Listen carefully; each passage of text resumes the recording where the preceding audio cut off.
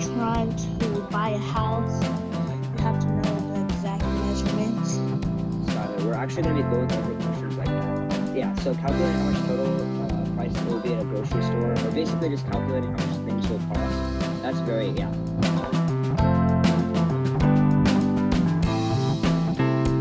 Tablespoons. How many tablespoons would we need to have the same amount of lime juice that the recipe calls for? So there's about 14.8 ml in a tablespoon. So if you round to the nearest.